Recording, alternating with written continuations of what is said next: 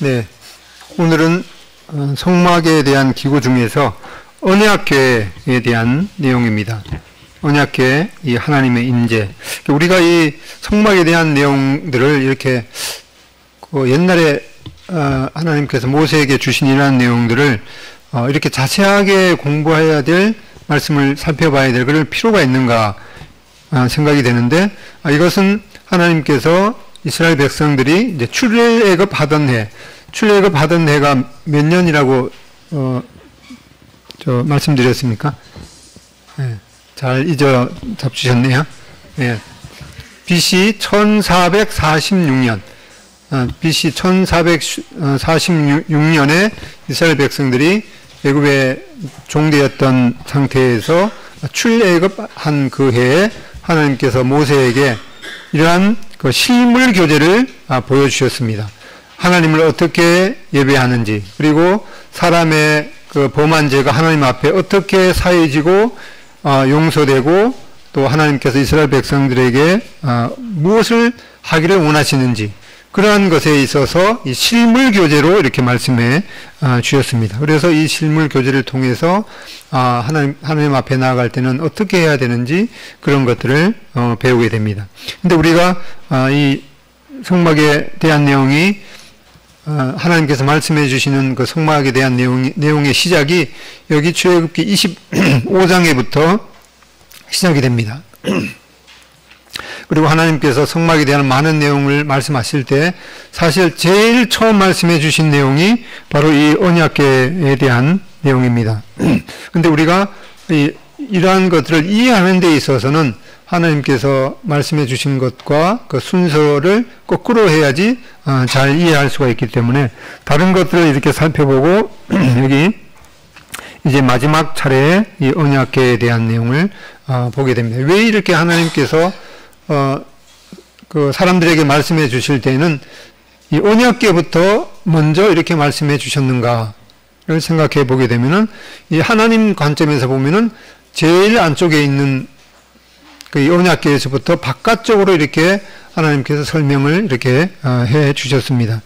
그래서 오늘 이 언약궤에 대한 내용을 살펴보겠습니다. 먼저 이 하나님께서 사람들이 하나님 앞에 어떻게 나아가는가에 대한 그런 전체적인 이 구조를 살펴보면은 이렇게 그 세마포 울타리를 이렇게 져서 이 동쪽으로 난 이 유일한 문이 있습니다. 그래서 사람들이 그가 범한 그 죄들을 이제 용서받기 위해서는, 사함을 받기 위해서는 제물을 가지고 와서 이 동문으로 들어가게 됩니다. 그리고 북쪽에서 그 제물을 잡아서 제사장에게 인계하면은 이 제사장은 이 번제단 위에 그 제물을 올려놓고 그 화제로 태워서 번제로 드리게 됩니다. 그러면은 그 사람의 죄가 이제 하나님 앞에 이 사함을 받게 되는 그런 것을 이렇게 실물 교제로 말씀해 주셨습니다. 그리고 제사장들은 이제 그 사막에서 하나님을 섬기는 이러한 제사를 드릴 때 손발이 더러워질 수 있기 때문에 이 물두멍에서 손발을 씻고, 또한 이 제물들을 씻는 그러한 일들을 이 물두멍에서 하게 됩니다. 그리고 나서 이제 여기 이 성막 내부 안으로 들어가게 됩니다. 여기 안으로 이제 들어가게 되면은 이 왼쪽에는 이 금 등대가 있어서 7개의 그 가지가 난 이 금 등대에서 제사장들이 이 등전에다가 불을 밝히고 이 성막 안에서 섬기게 됩니다. 그러면 오른쪽에 가보면은 이제 매 안식일마다 이 12개의 이 떡이 이 진설병 상위에 배설이 됩니다. 그러면 제사장들은 이 떡을 먹으면서 하나님을 섬기는 그런 일을 계속 할 수가 있습니다. 그리고 지난번 시간에 살펴봤듯이 이 지성소로 들어가는 그 입구에 이 분향단이 있는데 이 향연의 기도가 이 하나님 앞에 상달되는 그런 모습을 보여주고 있습니다. 그러면 이제 1년에 한 번씩 이 대제사장이 이 지성소로 들어가게 되는데, 그때 그 제물의 피를 가지고 가서 거기에 그 7번 뿌리게 되면은 이 이스라엘 백성들의 모든 죄가 이제 그 하나님 앞에 이 사함을 받게 됩니다. 이러한 것들을 매년 이제 대속죄일에 행해야 됐습니다. 여기 이제 그 지성소로 들어가게 되는 그 입구에 이 휘장을 한번 살펴보면 이렇게 되어 있습니다. 26장 31절. 너는 청색, 자색, 홍색 실과 가늘게 곤 배실로 짜서 휘장을 만들고 그 위에 그룹들을 정교하게 수어 놓아서 금 갈고리를 네 기둥 위에 늘어뜨리되 그 네 기둥을 조각목으로 만들고 금으로 싸서 네 은받침 위에 둘지며 그 휘장은 갈고리 아래에 늘어뜨린 후에 증거계를 그 휘장 안에 들여 놓으라. 그 휘장이 너희를 위하여 송소와 지송소를 구분하리라. 요 앞에 여기 송소와 지송소를 구분하는 여기에 휘장이 있습니다. 그리고 송소로 들어갈 때에도 이 휘장이 있었던 것을 보게 됩니다. 이러한 휘장의 여기에는 이제 그룹들, 이 천사들을 수어 놓아서 이렇게 정교하게 짠 휘장이 있게 하라고 말씀했습니다. 여기는 이제 외부 휘장이고 여기는 이제 내부 휘장입니다. 외부 휘장에는 이렇게 5개의 기둥이 있는데 받침이 이 놋받침을 하라고 그리고 여기 내부에 있는 휘장은 이 4개의 기둥에다가 은받침을 하라고 이렇게 했습니다. 그리고 휘장의 모양도 약간 달랐던 것을 보게 됩니다. 그래서 이 휘장이라는 그 단어도 원래 그 말에는 우리는 그냥 휘장 이렇게 하지만은 이 원래 그 히브리어 성경에 보면은 이 휘장이란 말이 다른 말로 이렇게 되어 있습니다. 지성소 휘장은 우리가 살펴보는 이거는 이 포레케트라고 이렇게 되어 있죠. 이것은 이제 휘장 또는 이제 커튼을 의미하는데 일반적인 그런 뭐 집 안에 있는 그런 커튼에는 사용하지 않는 이 전용으로 쓰는 이 용어입니다. 그러니까 이 성소와 지성소를 구분하는 이 휘장에는 이 독특한 그 단어가 이렇게 쓰이고 있습니다. 대제사장만 1년에 한 번씩 이 대속제일 7월 10일에 이 번제단에서 드린 그 희생의 피를 가지고 이 지성소의 휘장을 열고 들어갈 수가 있습니다. 이 휘장은 이제 결코 이 약한 천이 아니죠. 요세푸스에 의하면은 이 황소 2마리가 양쪽에서 잡아당겨도 찢어지지 않을 만큼 그 아주 상당히 튼튼한 그런 천으로 짠 것이라고 말하고 있습니다. 거기 평택 그 사우동 수양관에 가면은 실제 그 1:1로 만든 그 성막 그 모형이 있는데 거기 가봐도 이렇게 그 지성소로 들어가는 휘장의 전체 무게가 한 1톤 정도 된다고 그럽니다. 그냥 밧줄 같은 걸로 이렇게 꽈서 짰는 거죠. 그렇기 때문에 황소 2마리가 양쪽에서 당겨도 찢어지지 않는 건데 바로 예수님께서 십자가에 달리셨을 때 이 지성소의 휘장이 위에서부터 아래까지 찢어졌다 이렇게 말씀하고 있습니다. 이 지성소의 그 영적인 교훈을 보면은 이 히브리서의 이 말씀이 이렇게 설명이 되어 있습니다. 히브리서 10장 19절로 20절에 보면은 그러므로 형제들아 우리가 예수의 피를 힘입어 여기 이제 여기는 지성소죠. 지성소에 들어갈 이 담력을 얻었나니 그 길은 우리를 위하여 휘장 가운데로 열어놓으신 새로운 살 길이요 휘장은 곧 그의 육체니라.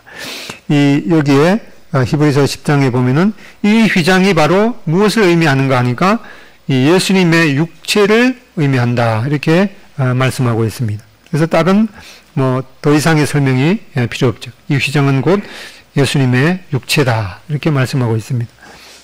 이 지성소 휘장의 재질이 바로 그리스도께서 지닌 이 속성의 이 모형인 것을 보게 되죠. 4가지 색깔, 청색, 자색, 홍색, 실, 가늘게 꼰 배실로 짜서 휘장을 만들고 그 위에다가 이 천사를 의미하는 이 그룹을 수놓은 것이죠. 그래서 히브리서 10장 20절에 말씀 안 하고 있는 대로 이 지성소의 휘장은 바로 그리스도의 육체를 의미하는 것을 말씀하고 있습니다. 예수님께서도 이 땅에 오셨을 때 이 성전을 보면서 이 성전을 헐라 내가 3일 동안에 일으키리라 라고 말씀하셨던 것을 보게 됩니다. 그래서 예수님께서 이제 이 휘장이 바로 예수님의 육체라고 이렇게 말씀하셨는데, 이 휘장이 바로 그리스도의 십자가에 죽으실 때 이 동시에 이 휘장이 찢어졌던 것을 말씀하고 있습니다. 마태복음 27장 50절로 51절에 보면은 예수께서 다시 크게 소리 지르시고 영원히 떠나시니라. 이에 성소 휘장이 위로부터 아래까지 찢어져 둘이 되고 땅이 진동하며 바위가 터지고, 예수님께서 십자가에서 죽으실 때 동시에 이 휘장이 찢어졌습니다. 히브리서 9장 12절 염소와 송아지의 피로 하지 아니하고 오직 자기의 피로 영원한 속죄를 이루사 이 단번에 지성소에 들어가셨느니라. 그래서 이때 예수님께서 십자가에서 죽으실 때 이 휘장이 찢어졌습니다. 아까 보았듯이 이 대제사장이 1년에 한 번씩만 그것도 그 피를 가지고 들어갔었는데, 예수님께서 십자가에 들어가실 때 이 휘장이 이제 찢어졌기 때문에 이제는 그 지성소로 들어갈 수 있는 그 기회는 언제나 365일 24시간 열려 있는 것을 보게 됩니다. 히브리서 4장 14절 16절 읽어보겠습니다. 시작. 그러므로 우리에게 큰 대제사장이 계시니 승천하신 이 곧 하나님의 아들 예수시라. 우리가 믿는 도리를 굳게 잡을지어다. 우리에게 있는 대제사장은 우리의 연약함을 동정하지 못하실 리가 아니요 모든 일에 우리와 똑같이 시험을 받으신 이로되 죄는 없으시니라. 그러므로 우리는 긍휼하심을 받고 때를 따라 돕는 은혜를 얻기 위하여 은혜의 보좌 앞에 담대히 나아갈 것이니라. 이 예수님께서 우리 대신 십자가에서 죽으실 때 바로 이 휘장이 위로부터 아래까지 찢어졌기 때문에 이제는 돕는 은혜를 얻기 위해서 누구나 이 은혜의 보좌 앞에 이 담대히 나아갈 수 있다고 말씀하고 있습니다. 그래서 이 휘장이 이제 예수님께서 돌아가실 때, 십자가에 돌아가실 때 동시에 이 휘장이 이제 위로부터 아래까지 찢어져서 이렇게 둘이 되었습니다. 이에 성소 휘장이 위로부터 아래까지 찢어져 둘이 되니라. 그래서 이것은 사람이 찢은 것이 아니라 황소 2마리가 양쪽에서 잡아당겨도 찢어지지 않는 그런 튼튼한 휘장이었는데, 예수님께서 십자가에 돌아가실 때 바로 이것이 위에서부터 아래까지 찢어져서 둘이 되어서 이제는 언제나 이 지성소 안으로 이제 들어갈 수 있는 것을 보게 됩니다. 근데 이때 그 대제사장이 지성소로 들어가기 위해서는 이 휘장을 열고 그냥 이 지성소 안에 들어갈 수가 없었습니다. 이렇게 희미하게 이 연기를 향연을 피운 거죠. 향연을 이렇게 피워서 희미한 상태에서 들어갈 수가 있었습니다. 그 길은 우리를 위하여 휘장 가운데로 열어놓으신 새롭고 지금은 이제 살 길이죠. 새롭고 살 길이요 휘장은 곧 그의 육체니라. 왜 이 향연을 피워야 되는가 하니까 레위기 16장 12절에 이렇게 말씀하고 있습니다. 이 대속죄일에 대제사장이 1년에 한 번씩, 대속죄일이 이제 7월 10일이죠. 7월 음력 7월 10일 대속죄일에 대제사장이 이 지성소로 들어가게 되는데, 그때 어떻게 해야 되니까 향로를 취하여 여호와 앞 단 위에서 피운 불을 그것에 채우고, 향로에다가 불을 채우고 또 두 손에 곱게 간 향기로운 향을 가지고 장 안에 들어가서 여호와 앞에서 분향하여 향연으로 증거궤의 속죄소를 가리우게 할지니, 이 향연을 피워서 이 속죄소, 요 언약궤의 속죄소가 있는데 이 속죄소의 양쪽에 이 천사가 바라보고 있습니다. 이 속죄소 위에다가 이제 피를 뿌리게 되는데, 이 천사가 이 속죄소의 피를 보고 이제 이 이스라엘 민족의 죄를 이제 속하게 되는데, 여기 하나님의 임재가 있기 때문에 이 향연으로 이 속죄소를 가리워야 했습니다. 그렇게 해야지 그가 죽음을 면할 것이라, 이렇게 말씀하고 있습니다. 이 하나님의 영광을 우리가 아무리 거룩한, 이 땅에서는 아무리 거룩한 사람이라도 그 하나님의 영광을 함부로 볼 수가 없기 때문에 이렇게 향연을 이 향연의 연기로 가리운 상태에서 하나님의 영광을 볼 수 있다고 말씀하고 있습니다. 그렇게 하지 않으면 그가 죽음을 당할 것이라, 이렇게 말씀하고 있습니다. 우리가 이 태양도 우리의 그 육신의 눈으로 바라볼 수가 없죠. 그냥 뭐 바라보면은 자동적으로 눈이 감기고 그러는데, 하물며 하나님께서 창조하신 이 태양도 그러할진데, 이 태양을 만드신 하나님을 우리의 그 죄악이 가득한 그런 육신의 눈으로 그 하나님을 바라본다고 그러면은 당장 그 자리에서 죽음을 면치 못하는 그런 것임을 보게 됩니다. 그래서 믿지 않는 사람들이 하나님을 받느냐, 나한테 보여주면 믿겠다, 그렇게 얘기하는데, 그 사람의 그 요구대로 하나님께서 그냥 들어주시면은 그 자리에서 흔적도 없이 이제 사라지는 것이죠. 그 태양을 우리 눈으로 볼 수 없듯이, 그 태양의 온도가 6,000도인가? 그렇죠. 6,000. 그 다이아몬드 같은 것도 녹여버리는 이제 그러한 빛인데, 이 하나님은 이 빛이라고 말씀하시기 때문에 그 태양의 빛보다도 이 수천 배, 수만 배 더 세시기 때문에 하나님을 보여주면 내가 믿겠다, 그렇게 말하는 것은 얼마나 위험한 발언인 것을 보게 됩니다. 여기에 향연으로 증거계의 속죄소를 가르게 할지니 그리하면 그가 죽음을 면할 것이라, 이렇게 말씀해 주고 있습니다. 이제 대제사장이 이제 향연으로 속죄소를 가리운 상태에서 이 속죄소에다가 이제 피를 뿌리게 됩니다. 그러면은 이 대속죄일에는 특별히 이스라엘 민족의 모든 이 죄를 대속함을 받는 그러한 날이기 때문에 이스라엘 민족의 모든 죄를 대신해서 죽은 이 제물의 피를 이 속죄소에 뿌림으로 말미암아서 이제 이스라엘 민족의 이 모든 죄가 용서되는 그러한 것임을 보게 됩니다.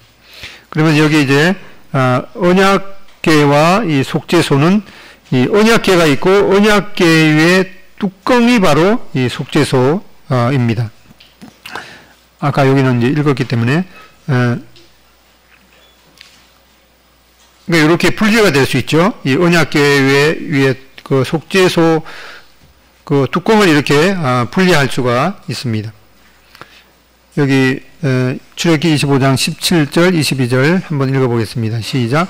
순금으로 속죄소를 만들되 길이는 2규빗 반, 너비는 1규빗 반이 되게 하고 금으로 그룹 둘을 속죄소 두 끝에 쳐서 만들되 한 그룹은 이 끝에 또 한 그룹은 저 끝에 곧 속죄소 두 끝에 속죄소와 한 덩어리로 연결할지며 그룹들은 그 날개를 높이 펴서 그 날개로 속죄소를 덮으며 그 얼굴을 서로 대하여 속죄소를 향하게 하고 속죄소를 궤 위에 얹고 내가 내게 줄 증거판을 궤 거기서 내가 만나고 속죄소 위 곧 증거궤 위에 뭐가 약간 이상하게 됐네요. 예, 죄송해요. 여기 뭐가 조금 겹쳐버렸네요. 그룹 사이에서 내가 이스라엘 자손을 하여 내게 명령할 모든 일을 내게 이르리라. 이렇게 속죄소 위에 언약궤 위에 이 속죄소란 뚜껑이 있는데 그 안에다가 이렇게 이 세 가지를 넣도록 이 히브리서에서 증거하고 있습니다. 노란 부분 히브리서 9장 1절로 4절까지 읽겠습니다. 시작. 첫 언약에도 섬기는 예법과 세상에 속한 성소가 있더라. 예배한 첫 장막이 있고 그 안에 등잔대와 상과 진설병이 있으니 이는 성소라 일컫고 둘째 휘장 뒤에 있는 장막을 지성소라 일컫나니 금향로와 사면을 금으로 싼 언약궤가 있고 그 안에 만나를 담은 금 항아리와 아론의 쌍난 지팡이와 언약의 돌판들이 있고 그 위에 속죄소를 덮는 영광의 그룹들이 있으니 이것들의 관야에는 이제 낱낱이 말할 수 없는 여기에 이제 그 세 가지를 담았다고 말씀하고 있죠. 만나를 담은 금항아리와 그 다음에 아론의 쌍난 지팡이 그 다음에 언약의 돌판 둘이 이 안에 있다고 이렇게 증거하고 있습니다. 이 언약계의 이 기본 구조를 보면은 조각목으로 이 궤를 짜라고 이렇게 말씀했습니다. 이 조각목이라는 것은 그 이스라엘 광야에서 나는 이 그 아카시아 종류의 그런 나무를 말하고 있습니다. 그래서 이것은 이제 가로 세로 높이 가로 세로 높이가 이제 10규빗이나 되는 가로 세로 높이가 5m가 되는 이 지성소 그 방이죠. 거기에 이 언약궤를 두라고 이렇게 말씀하고 있습니다. 특별히 이 언약궤는 예수 그리스도의 성품과 또 사역을 가장 확실하게 나타내는 모형이기도 합니다. 이 조각목의 안팎으로 이제 금을 입혔죠.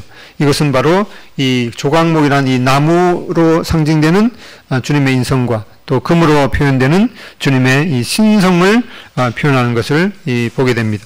특별히 그 언약궤는 이 신명기 10장 1절에 보면은 이 모세가 직접 이 언약궤를 만들었다고 말씀하고 있습니다. 신명기 10장 1절에 보면은 내가 조각목으로 이 궤를 만들고 처음 것과 같은 돌판 둘을 다듬어 손에 들고 산에 올랐다. 이렇게 말씀하고 있는데 이 출애굽기 37장 1절에 보면 이 부살렐이 이 장식해서 우아하게 이렇게 만들었지만 실제로 이 조각목을 깎은 사람은 바로 모세가 그렇게 했다고 말씀하고 있습니다. 여기 이스라엘 광야를 가보면은 이렇게 거의 뭐 모래나 이런 돌 같은 그런 그 지역에 이렇게 이 흔하게 자라는 나무가 이 조각목입니다. 이 보면은 이 목재로는 별로 쓸모가 없는 그런 나무인데 이 아주 그렇게 척박한 그런 그 땅에서 이렇게 자라는 그런 이 나무입니다. 이 이사야서 53장 2절에 보면은 그는 주 앞에서 자라나기를 연한 순 같고 마른 땅에서 나온 뿌리 같아서 고운 모양도 없고 풍채도 없은지 우리가 보기에 흠모할 만한 아름다운 것이 없도다. 이 조각목은 바로 이렇게 흠모할 만한 것이 없는 또 마른 땅에서 나온 이 줄기 같았던 그런 주님의 인성을 표현하고 있습니다. 특별히 조각목에서 뭐가 나오는가 하니까 이 아라비아 그 고무를 여기에서 그 진액에서 이렇게 만든다고 합니다. 그렇게 이 물도 별로 나지 않는 그런 척박한 광야에서 자라는 이 조각목을 가지고 이 언약궤를 만들라고 하셨습니다. 여기에 가시도 이렇게 나와 있는 그런 나무입니다. 이 언약궤를 보면은 이렇게 그 별 높이가 한 규빗 반이니까 75cm죠. 그리고 이 조각목으로 우선 만들어서 그 겉에다가 이 금으로 입히라고 이렇게 말씀했습니다. 이 앞에 우리가 번제단을 볼 때는 번제단은 이 조각목이라는 그 나무를 이렇게 만들어서 이 노수로 입혔는데 여기 언약궤는 이 조각목을 만들어서 금으로 입힌 것을 보게 됩니다. 이 번제단의 높이는 한 3규빗이니까 3, 55, 1.5m가 되고 언약궤의 높이는 이 번제단의 높이의 이 절반 정도 되는 거죠. 75cm 정도 되는. 이렇게 두 개가 이 차이가 있는 것을 보게 되는데 언약궤가 나타내는 그 교훈은 바로 그 언약궤 뚜껑에 있는 그 속죄소에 하나님께서 임재하신다고 말씀하셨습니다. 민수기 9장 15절 16절에 보면은 성막을 세운 날에 구름이 성막 곧 증거의 성막을 덮었고 저녁이 되면 성막 위에 불 같은 것이 나타나서 아침까지 이르렀으되 항상 그러하여 낮에는 구름이 그것을 덮었고 밤이면 불 모양이 있었다. 또 바로 이 성막에 있는 이 언약궤에 있는 속죄소에서 하나님께서 임재하시고 바로 거기에서 이 대제사장이 대표적으로 하나님을 만나게 되는 그런 것을 보게 됩니다. 출애굽기 25장 22절 속죄소 위 곧 증거계 위에 있는 두 그룹 사이에 두 천사 사이에서 내가 이스라엘 자손을 위하여 내게 명령할 모든 일을 내게 이르리라. 하나님께서 바로 이 속죄소에 임재하신다고 이렇게 말씀하시고 거기에서 이제 대제사장에게 말씀하실 것을 이루고 있습니다. 언약궤에 있는 물건들을 이렇게 보면은 이 언약궤가 있고 그 뚜껑이 이 속죄소인데 이 속죄소는 나무로 만들지 않고 그냥 금으로 이렇게 그 두 천사가 양쪽에 있는데 이것을 금으로 쳐서 만들라고 이렇게 말씀하셨습니다. 이 언약궤의 뚜껑이 이 속죄소인 거죠. 그리고 언약궤 안에 이렇게 만나를 담은 금항아리와 아론의 이 쌍난 지팡이, 또 언약의 두 돌판, 이 세 종류를 이렇게 넣으라고 말씀하셨습니다. 이 언약궤 그 안에 들어가 있는 그 내용물이 이 만나를 담은 금 항아리인데 바로 이것은 이 하나님의 그 광야에서 이스라엘 백성들을 먹이셨던 만나로 먹이셨던 그런 하나님의 공급하심을 의미하는 반면에 이 사람들은 그 만나를 먹으면서도 이제 실증이 나서 이 하찮은 음식으로 이렇게 불평을 했습니다. 그래서 이 만나 항아리는 바로 하나님의 공급하심과 그 인간의 이 탐욕이 여기에 표현되어 있는 것을 보게 됩니다. 또한 이 아론의 이 쌍난 이 지팡이죠. 여기 민수기 16장에 보면은 이제 그 고라와 이제 그 다단이 이제 당을 짓고 이 모세를 대적했을 때 하나님께서 이제 이 반역하는 그런 사람에 대해서 그 증거하신 것이죠. 그래서 민수기 17장 10절에 보면은 여호와께서 또 모세에게 이르시되 아론의 지팡이는 증거궤 앞으로 도로 가져다가 거기 간직하여 이 반역에 대한 표징이 되게 하여 그걸로 내게 대한 원망을 그치고 죽지 않게 할지니라. 그래서 이 아론의 쌍난 지팡이는 바로 이 하나님의 생명과 이 부활의 능력과 또 이 인간의 그 폐역의 이 표징이 된 것을 보게 됩니다. 그 다음에 이 언약의 이 두 돌판, 세 번째로 언약의 두 돌판을 넣으라고 말씀하셨는데 이 언약의 두 돌판은 이제 십계명이 기록되어 있는 것으로 이 하나님의 거룩과 이 공의를 표현하고 있습니다. 그런데 이 첫 번째 이 모세가 시내산에서 이 언약의 두 돌판을 가지고 내려오는 그 사이에 밑에서 이제 금송아지 우상을 만들어서 이 하나님을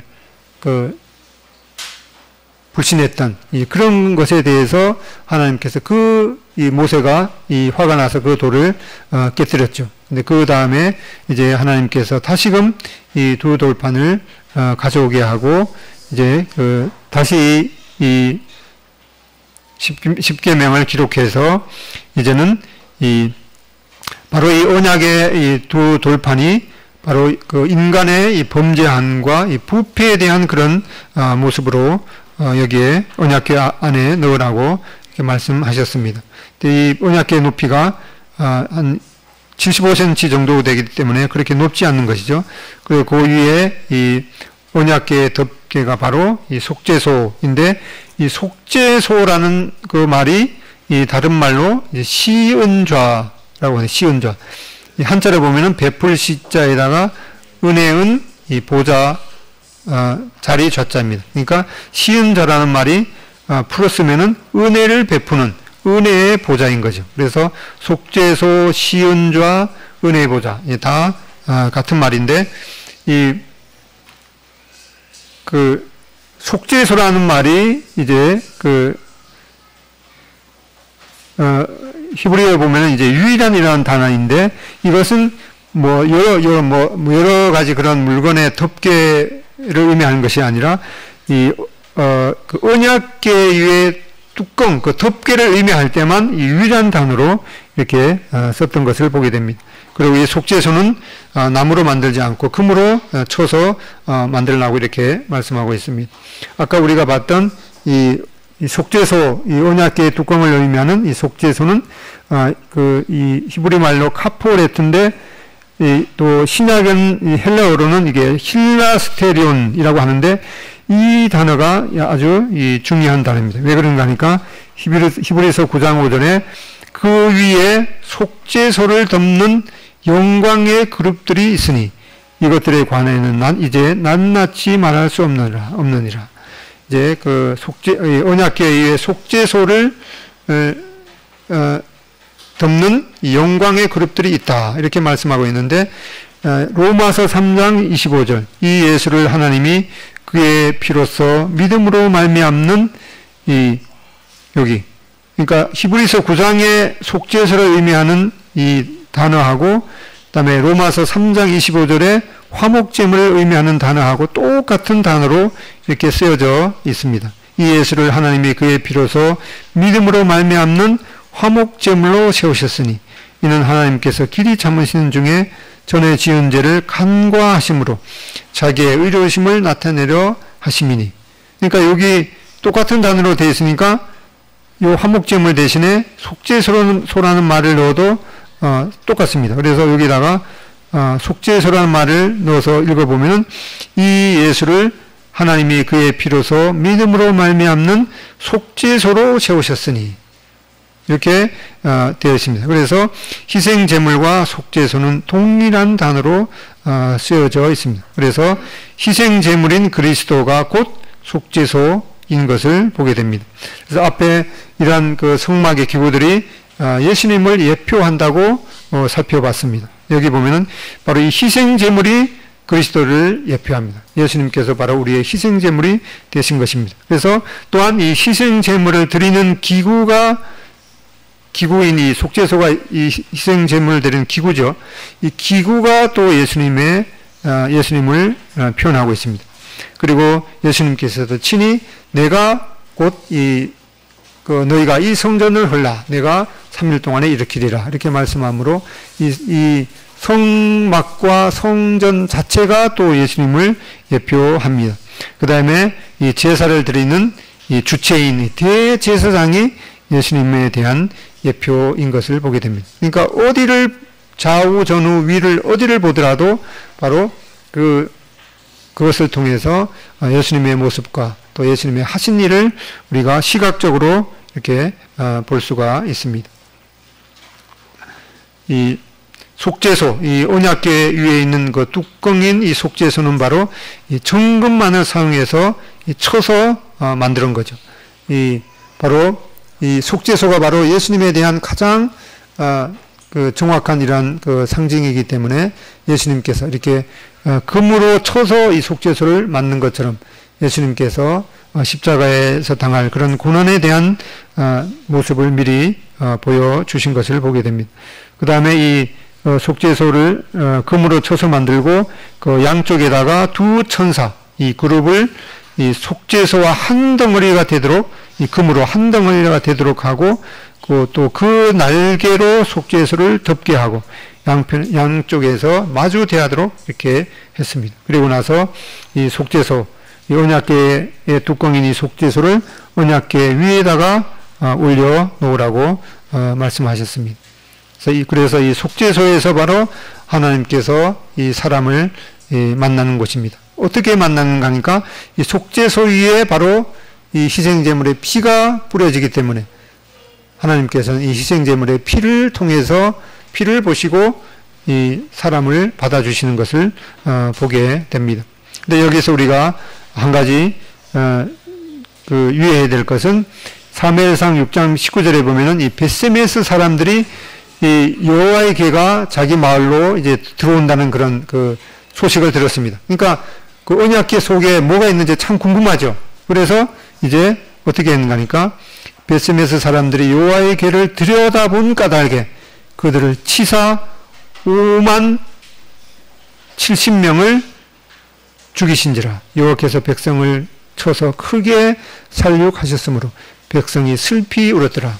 괜히 이 벳세메스 사람들이 언약궤에 뭐가 있는가 궁금해가 그거 열어보다가 그 자리에서 이렇게 많은 사람들이 죽임을 당하게 되었습니다. 그래서 우리가 성경을 읽을 때에도 그냥 막연한 호기심에 읽을 것이 아니라 읽었으면은 이 합당한 반응을 하나님 앞에 나타내야 되는 그런 교훈을 보게 됩니다.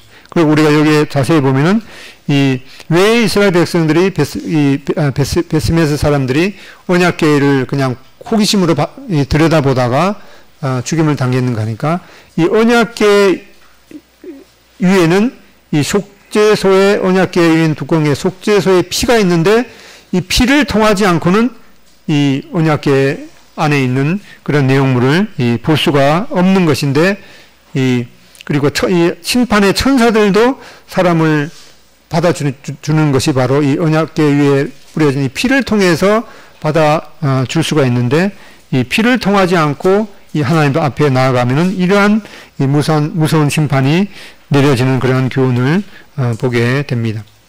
아까 우리가 봤던 로마서 3장 25절 이 예수를 하나님이 그의 피로서 믿음으로 말미암는 여기 화목제물 대신에 뭐하고 똑같다고 말씀드렸죠? 이 속죄소하고 똑같은 거예요.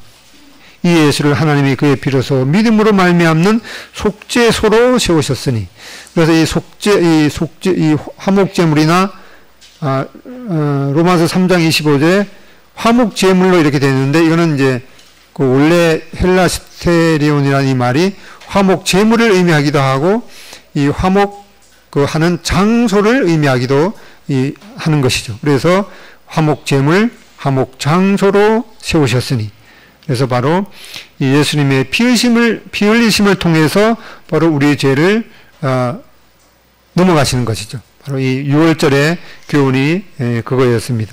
출애굽기 12장 13절 내가 피를 볼 때 너희를 넘어가리니 이 속죄소에 있는 피를 통해서 사람이 하나님 앞에 받아들여질 수 있는데 베스메스 사람들은 그 피를 통하지 않고 하나님 앞에 나아가다가 이 괜한 이 궁금한 그런 마음으로 하나님 앞에 나가다가 많은 사람들이 죽었던 것을 보게 됩니다. 이 출애굽기 25장 22절 바로 언약궤에 있는 이 속죄소에 피를 뿌려진 다음에 하나님께서 사람을 만나 주시는 것을 보게 됩니다. 거기서 내가 너와 만나고 이 거기서가 바로 이 속죄소인 것이죠. 예수님을 의미하는 화목제물 또 다른 표현으로 이 속죄소 내가 거기서 거기 속죄소에서 내가 너와 만나고 속죄소 위 곧 속죄소가 여기죠. 속죄소 위 증거궤 위에 있는 요게 증거궤죠. 증거궤 위에 있는 두 그룹 그러니까 양쪽에 있는 천사죠. 두 그룹 사이에서 내가 이스라엘 자손을 위하여 너에게 명할 모든 일을 너에게 이르리라. 이 언약궤에 있는 속죄소에 이 피가 뿌려진 후에 이 심판의 천사가 그 피를 이제 내려다 보고 있습니다. 이렇게 이 희생제물의 피를 통해서 하나님께서 내가 이 속죄소에서 사람들과 만나겠다. 이렇게 말씀해 주고 계십니다. 또한 그 다음에 이제 언약궤를 운반하게 될 때에도 그냥 함부로 운반하는 것이 아니라 뭐라고 하는가 하니까 진영이 전진할 때 아론과 그의 아들들이 들어가서 칸 막는 휘장을 걷어 증거궤를 덮고 그 위를 해달의 가죽으로 덮고 그 위에 순청색 보자기를 덮은 후에 그 채를 깨고 이 언약궤는 하나님의 임재의 상징이기 때문에 함부로 그냥 뭐 둘둘 말아서 옮기는 것이 아니라 이러한 세부적인 절차가 있습니다.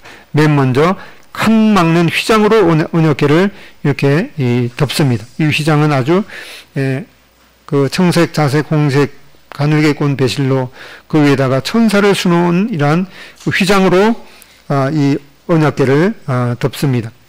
반면에 이 번제단을 운반할 때는 또 다른 규칙이 있었죠. 거기에는 이렇게 맨 먼저 이 자색 보자기를 펼쳐서 이렇게 쌓도록 한 그런 차이가 있습니다. 두 번째로는 이제 언약궤를 운반할 때는 해달의 가죽으로 덮습니다. 해달의 가죽은 이제 그 해변에는 강에는 수달, 바다에는 해달이기 때문에 이 해달은 그 가죽이 별로 이렇게 아름다운 색깔이 아닌 이 검은 그런 그 색깔이죠. 이런 해달의 가죽으로 그 위에다가 덮습니다.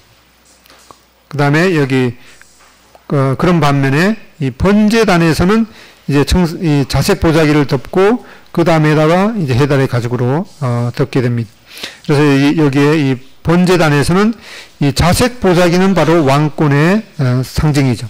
자색 보자기에 덮인 번제단은 죄를 위하여 고난 받으시며 결국에는 이 왕의 호를 취하시는 이 왕 대신 그리스도의 모습을 보여주고 있습니다. 반면에 이제 언약궤를 운반할 때 세 번째는 이제 순청색 보자기로 덮게 됩니다. 반면에 이 번제단을 운반할 때는 맨 바깥에다가 이렇게 그 해달의 가죽으로 이렇게 덮도록 했습니다. 그렇게 한 다음에 이제 그 제사장들이 이 채를 끼워서 언약궤를 운반하게 됩니다.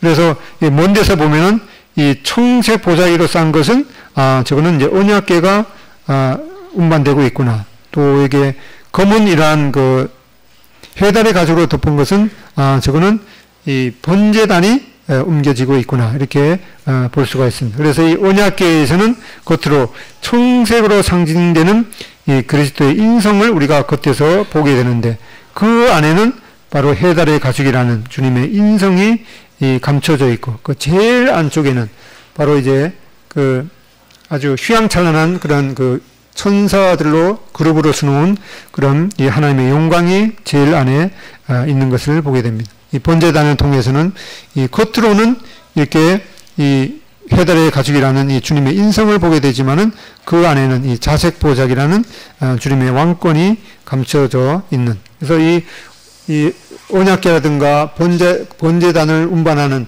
성막의 기구를 운반하는 그런 이 절차에서도 이 하나님의 놀라운 비밀이 감춰져 있는 것을 보게 됩니다. 그래서 이렇게 그 하나님께서는 이렇게 그 시각적으로 하나님을 어떻게 섬길 것인가에 대해서 이렇게 말씀해 주셨습니다. 히브리서 1장에 보면은 옛적에 선지자들로 우리 조상들에게 여러 모양으로 말씀하신 하나님께서 이 마지막에 바로 예수 그리스도를 통해서 이 하나님이 어떠한 분이신가를 밝히 이렇게 나타내 주셨습니다.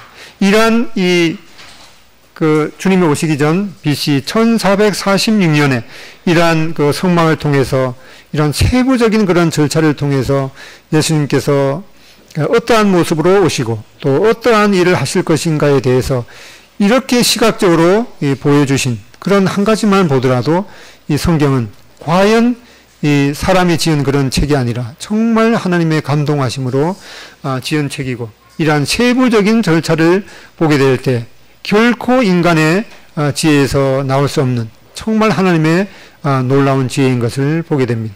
그래서 예수님에 대해서도 예수님은 이 놀라운 하나님의 지혜라고 말씀해 주고 있습니다. 기도하고 마치겠습니다.